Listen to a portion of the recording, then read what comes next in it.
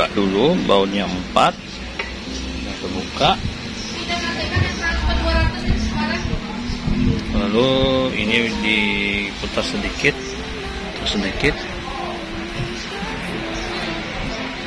baru ini penampakannya.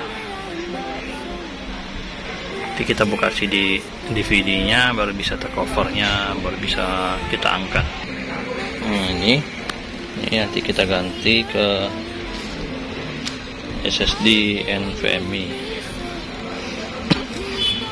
Ya, ini kipasnya, ini harddisk yang lama, lambat. Inilah penampakannya. Geser ke arah depan.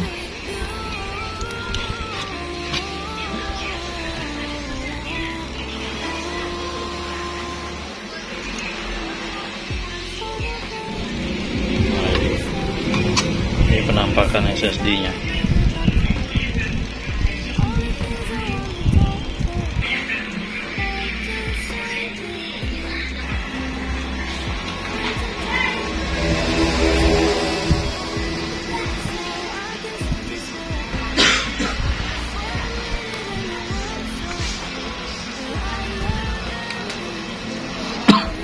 Proses penginstalan Windows 10-nya, LCD-nya aman semua.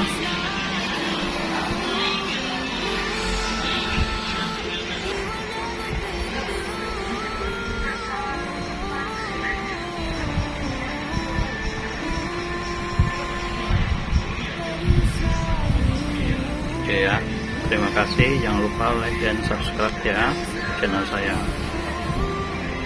Bye.